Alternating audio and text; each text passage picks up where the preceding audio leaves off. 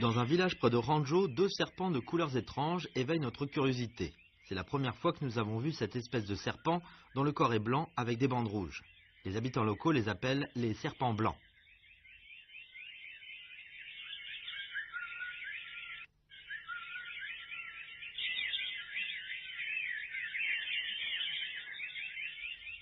Yan Hongchang est le roi des serpents connu partout. Il élève des serpents depuis 2 décennies. Dès son arrivée à la ferme d'élevage de serpents, la première chose qu'il fait, c'est de baigner ses serpents.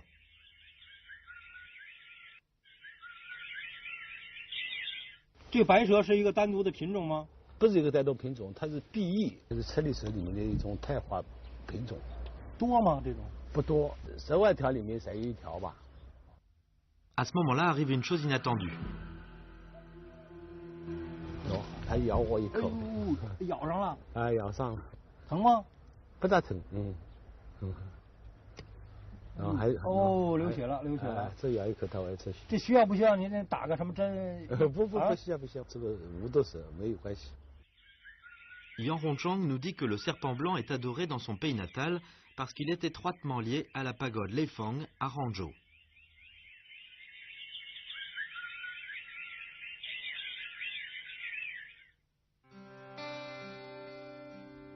Au bord du lac de l'Ouest se dresse une pagode bouddhique mondialement connue, la pagode Leifang. C'est l'un des 10 sites célèbres du lac de l'Ouest. Depuis longtemps, son nom, comme celui de Banyanze, est connu de toutes les familles de cette ville.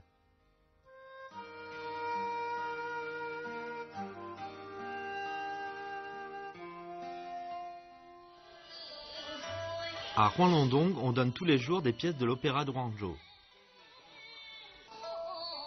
杭剧呢，应该在唐朝开始产生，距今呢有1000多年的历史，就是以杭州的地方话来说唱演绎的这么一个剧种。Sur la scène se joue la pièce L'histoire du serpent blanc. Après une mortification d'un millier d'années, un serpent blanc qui aspire à l'amour des humains s'est métamorphosé en belle jeune fille. Avec sa petite sœur, Xiao Qing, elle vient au bord du lac de l'Ouest et rencontre par hasard un jeune commis de l'herboristerie appelé Suxian. Peu de temps après, la jeune fille que l'on appelle Banyanze s'est mariée avec Suxian. Quand le moine Farai a appris cette nouvelle, il a enfermé Banyanze sous la pagode Leifang, sous prétexte qu'elle est un monstre pouvant nuire aux humains.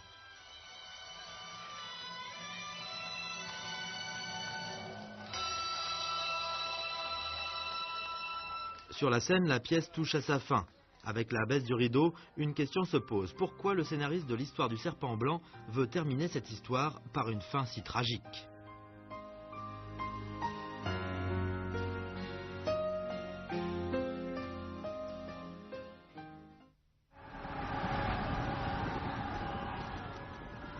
À la fin de la dynastie des Trang, les seigneurs de guerre sont montés en puissance. Pendant 70 années, depuis la chute des Trang jusqu'à la fondation des Song, c'était une période particulière dans l'histoire de Chine.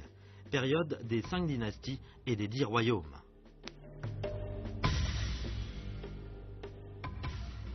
Sa的所学范围呢，大概是苏南、浙江前景，加上福建北部。它是5代十国当中最后一个灭亡的一个小国。 Après plus de 70 ans, Hangzhou est devenue une capitale prospère de l'état de Huyue.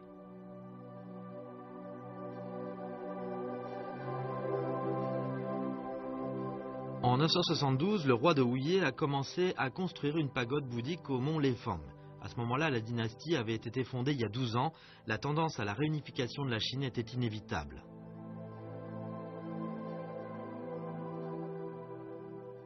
他就是希望通过这个建塔建佛寺，这个来寻求一种心理上的一种寄托和安慰，就是为了使自己的小朝廷能够延长他的这个国祚。 En 978, Tianshu a présenté un rapport à la dynastie Song acceptant l'incorporation du territoire de son royaume dans l'empire Song. La pagode Leifang n'a pas pu prolonger la durée de l'état de Huyue, mais est devenue un site au bord du lac de l'Ouest.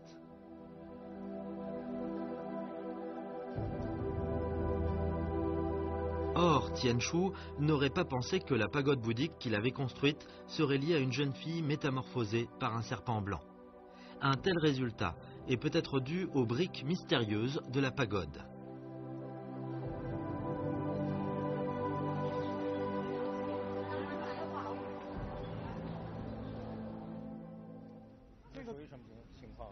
Yang Zhanlin est collectionneur depuis 20 ans. Ces dernières années, il pense collectionner un objet ancien de la pagode Leifang. C'est le 3e marché d'antiquités que nous avons visité.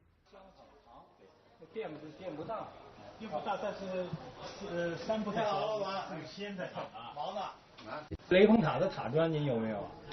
塔砖的我可能有一块不是整块的。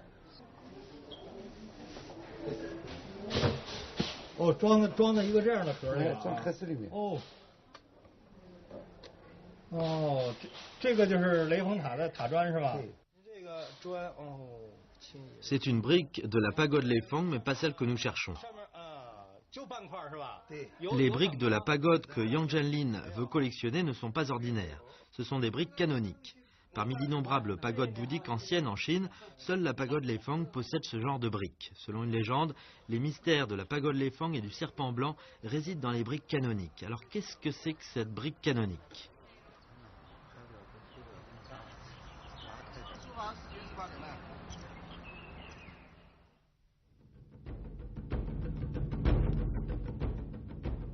Le 25 septembre 1924, à 13h40 précise, la pagode Leifang, vieille de 947 ans, s'est écroulée.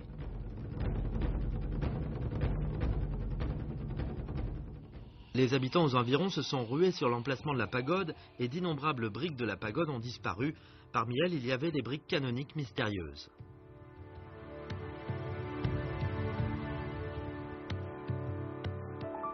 On dit qu'avant l'écroulement, des gens avaient démantelé la pagode en état délabré pour prendre des briques. 每年我们春节以后，就是杭嘉湖跟苏南地区的很多农村里的妇女都要到杭州来烧香，那么他们都相信有一块雷峰塔的砖头拿回家，对他今年的禅事起到保佑作用。 La brique de la pagode et l'élevage de vers à soie sont deux choses qui n'ont apparemment rien à voir l'une avec l'autre, mais pour quelles raisons étaient-elles liées ensemble?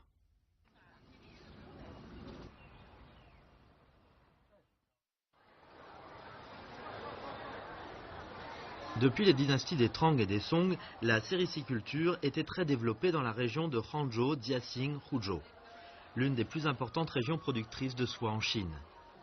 Xinhuofang, un vieux quartier, abrite beaucoup de boutiques centenaires, dont plusieurs sont spécialisées dans la vente de soieries.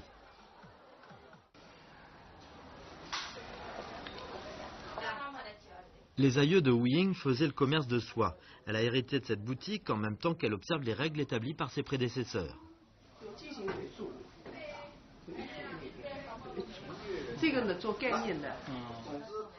La période de la pluie de céréales approche. Après cette période, c'est le moment de l'élevage de vers à soie au printemps.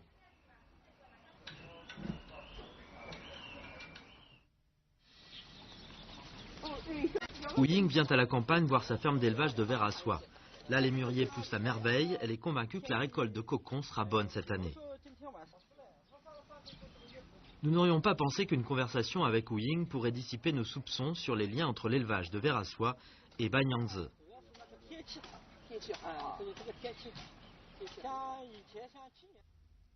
Wu Ying nous dit qu'avant l'écroulement de la pagode, si les sériciculteurs locaux démantelaient la pagode pour prendre des briques, cela se rapportait au fléau des serpents. 有很多蚕呢就被蛇给吞吃了，蚕农为了祈求平安，他就去请他白娘子帮忙了。那白娘子压在雷峰塔下呀，那么他们就去找那个砖，把那个砖拿来，把它供奉起来。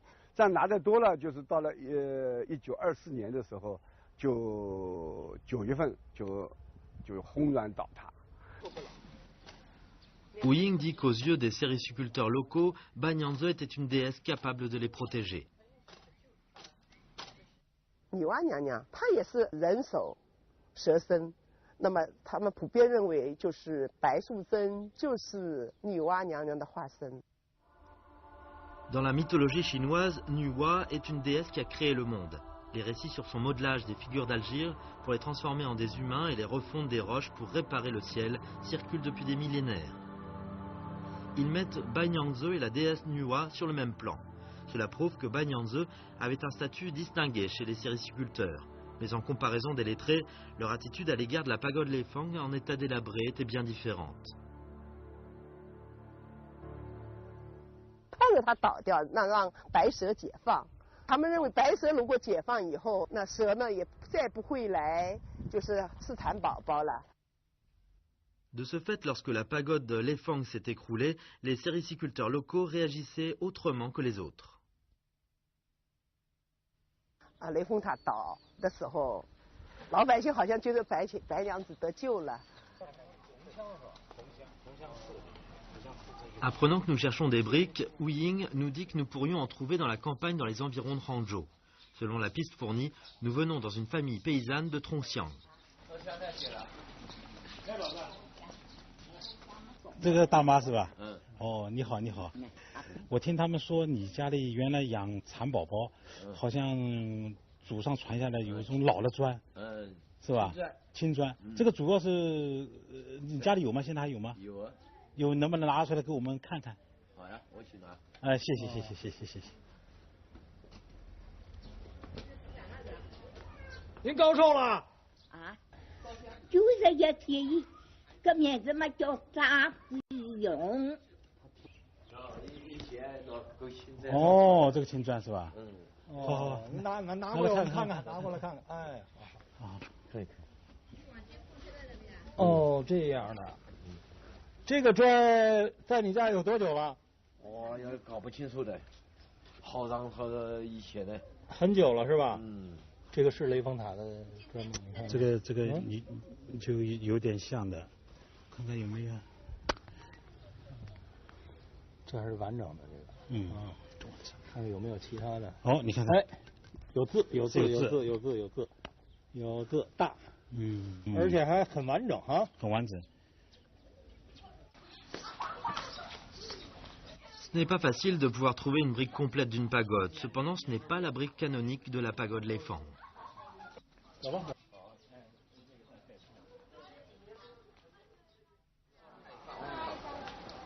Combien d'espèces de briques possédait la pagode Lefang? Et quelle est la brique canonique? Ce jour, nous venons devant la pagode Lefang pour chercher la réponse. La pagode Lefang, devant nous, a été reconstruite en 2002.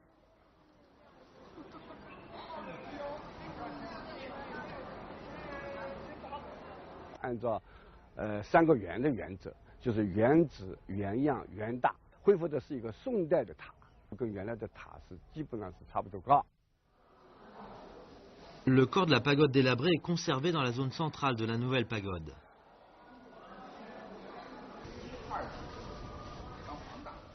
Li Yuxin nous a conduits dans la zone des vestiges. Il était chef de l'équipe des archéologues lors des fouilles archéologiques du palais souterrain de la pagode Lefang en 2001. 这个地方就是地宫是吧？对对对，这儿呢就是整个雷峰塔的最中心的地方。 Quels sont les trésors enfouis sous la pagode Lefang? C'est toujours une énigme.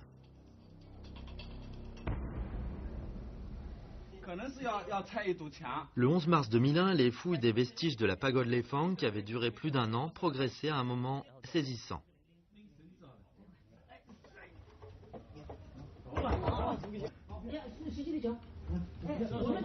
Une caisse de fer a été hissée du palais souterrain. L'énigme millénaire du palais souterrain de la pagode Lefang est finalement dévoilée.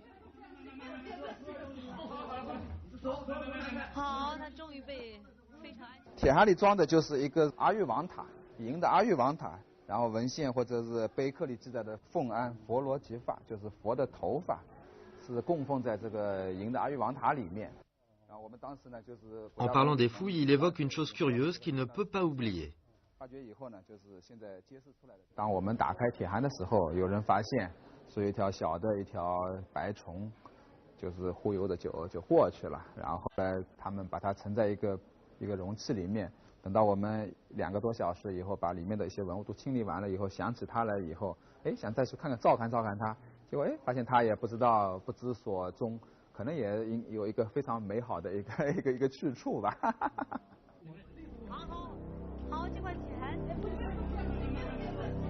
La caisse de fer est hermétique lorsqu'elle est déterrée. Alors comment le ver blanc a-t-il pu y entrer? Comment vivait-il dans ces conditions hermétiques? Et après, comment a-t-il pu disparaître du récipient? À présent, Li Yuxin n'a pas pu résoudre ces questions.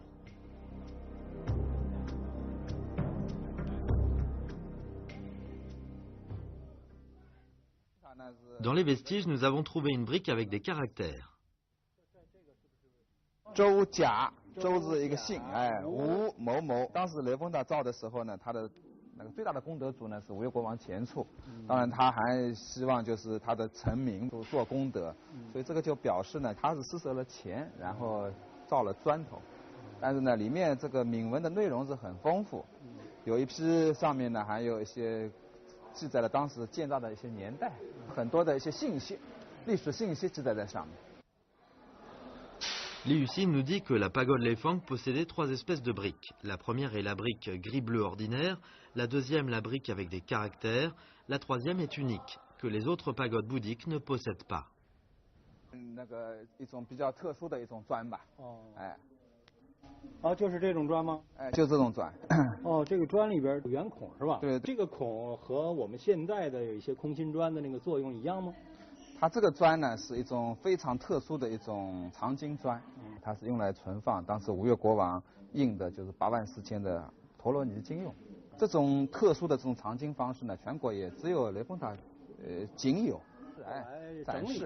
D'après lui, l'existence des briques canoniques a fait circuler le bruit concernant le fait que les briques de la pagode Lefang pourraient chasser les maladies et les malheurs et protéger les sériciculteurs. Après l'écroulement de la pagode, la plupart des 84 000 volumes du canon d'Arani cachés dans les briques canoniques ont été perdus ou endommagés. Probablement, le roi de Wuyue, Tianchu, n'aurait pas pensé que les briques canoniques servant à conserver les livres canoniques aboutiraient à une conséquence catastrophique à la pagode Lefang.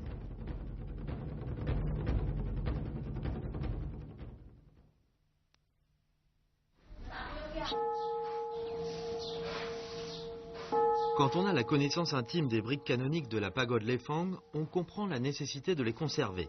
C'est un petit temple dont le supérieur est également un collectionneur. 今天是我有个事情来打扰你，就是关于雷峰塔那个金砖石品。我想来请教你。有时间吗？有的。那我们到那边房间去坐一下，谢谢。好，这边请。请坐。请坐。好。我听讲你这里也有金砖。是雷峰塔的金砖。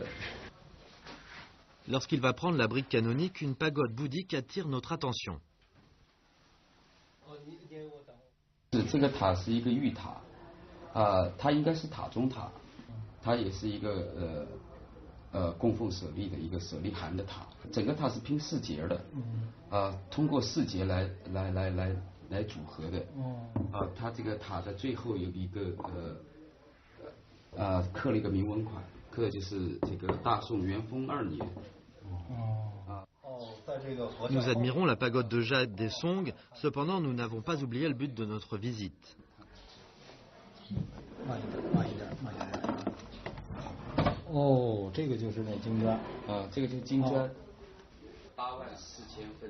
Bien que Yang Jianlin n'ait pas emmené cette brique canonique, le fait qu'il ait vu une réelle brique canonique peut compenser les efforts qu'il a fait depuis plusieurs jours à la recherche de la brique.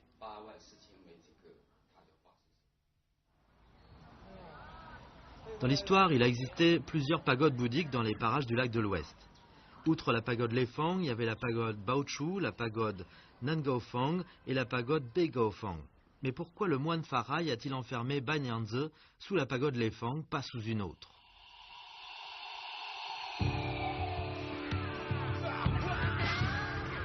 Le 34e année du règne de l'empereur Diazing des Ming, soit en 1555, la pagode Lefang a été gravement endommagée. Les pirates japonais qui sévissaient dans la région côtière de la Chine du Sud-Est ont encerclé la ville de Hangzhou.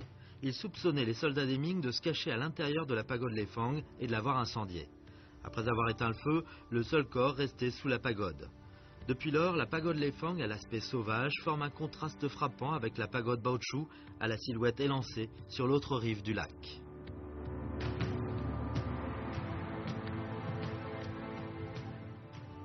Baosu 如美人，雷锋如老大，那也是一景吧。这个认为他比较木讷，比较这个稳重。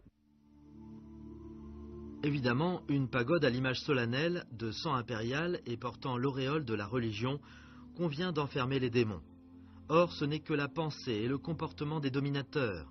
Les gens du peuple ont leur propre conception de valeur et de sens esthétique.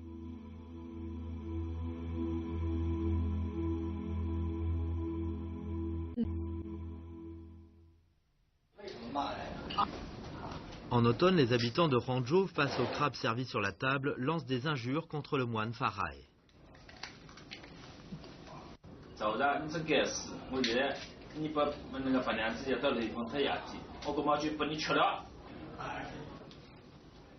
Cette pratique courante découle d'une légende sur Banyanze qui circule dans cette région.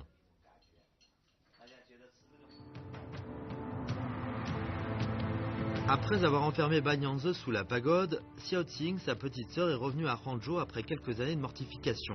Ayant la vengeance dans le cœur, Xiaoqing a livré un combat à Farai, au cours duquel la pagode Leifang s'est écroulée. Et Banyanze est sorti de la fumée et a rejoint Xiaoqing pour combattre Farai. Vaincu, celui-ci s'est jeté dans le lac et a pénétré sous l'enveloppe du crabe.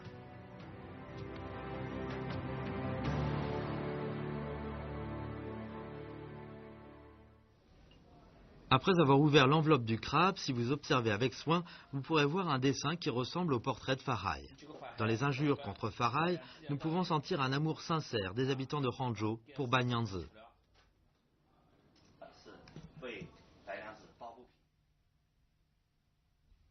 Depuis plus d'un millénaire, l'image de Banyanze a connu une évolution, de la méchanceté à la bonté. L'histoire du serpent blanc a été inscrite pour la première fois dans les légendes des Trang, puis elle a été prise sous forme préliminaire sous la dynastie des Song. Sous le règne de l'empereur Jiazing des Ming, l'histoire du serpent blanc se termine par une fin tragique. Banyanze est enfermé sous la pagode Leifang. Sous le règne de l'empereur Wanli des Ming, le récit Banyanze dompté sous la pagode Leifang, écrit par Feng Manglong, a pris une forme définitive. À ce moment-là, Banyanze représentait encore sous la forme d'un monstre. Or, avec le temps, bien que Banyanze reste encore un monstre, son image devenait aimable.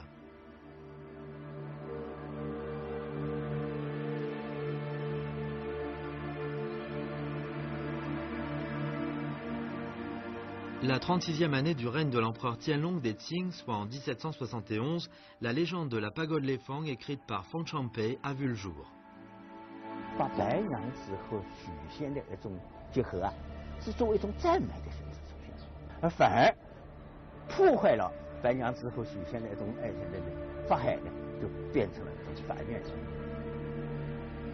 Depuis, Banyanze, débarrassé du corps d'un monstre, est devenu la réincarnation de la beauté.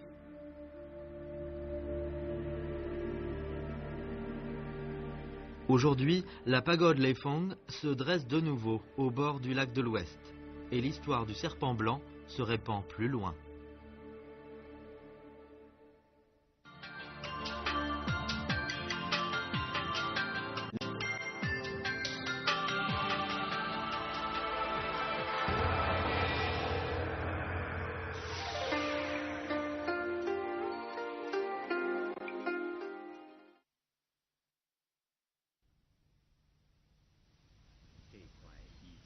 Wang Guoyin travaille depuis plus de 2 mois à ce tapis de laine et de fil d'or au motif de dragon. Tapissière de carrière depuis 25 ans, elle ne se rappelle plus combien de tapis elle a tissé. Cependant, elle sait parfaitement que chacun de ces tapis est imprégné de ses sueurs et de ses soins.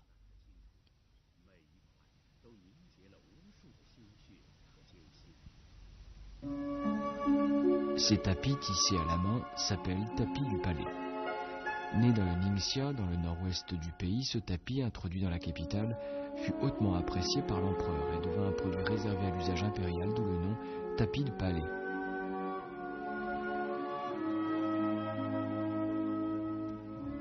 Les motifs des tapis de palais présentent différents styles. Style de Peiding, des ethnies minoritaires, du brocart, des fleurs et oiseaux, et style antique. Le respect de la symétrie est la règle d'or pour les motifs. Dans l'Antiquité, les tapis de palais à placer dans les différents lieux durent être réalisés dans différents motifs. Par exemple, sous les Qing, seul l'empereur avait droit au motif du dragon à 5 pattes. Les princes et ministres, chez eux, ne purent posséder que des tapis au motif des 4 trésors du cabinet du lettré, des fleurs, des oiseaux et des insectes. Tous ces motifs représentent le bonheur et la prospérité de la maison. Une fois le modèle du dessin conçu, on l'agrandit proportionnellement à la taille du tapis à tisser. Ce modèle comporte non seulement des motifs de la même taille, mais aussi des marques que les designers ont mises pour les fils de différentes couleurs à utiliser. Pour les fils, il existe une palette de couleurs. On en distingue 30 à 40 environ. Le tapis de palais est tissé entièrement à la main. Le savoir-faire adopté est le croisement des trames et des chaînes. On accroche et on fixe en premier lieu les chaînes. Le nombre de chaînes et leur longueur ont été calculés au préalable en fonction de la taille du tapis et du procédé utilisé. La disposition des chaînes doit être d'une densité homogène, sans croisement. Rien que l'accrochage de ces chaînes demande 3 jours de travail environ.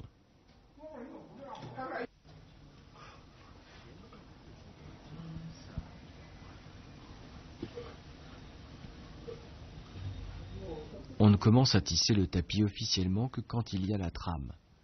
Dans le métier, on appelle cette opération planter la laine.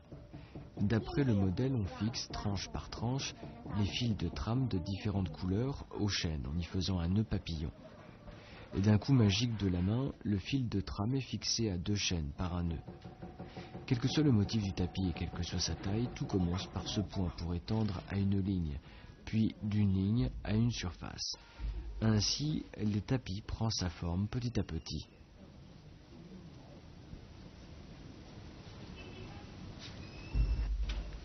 La qualité du tapis est directement liée à la densité de ses nœuds papillons. Plus la densité est grande, plus la qualité est meilleure. Ce râteau de fer assez lourd sert spécialement à raffermir les fils.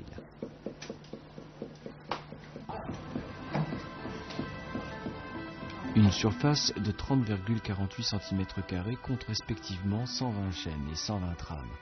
On y fait plus de 14 000 nœuds. De là, on peut imaginer combien de temps et d'énergie un tapis de palais demande à l'homme pour sa confection.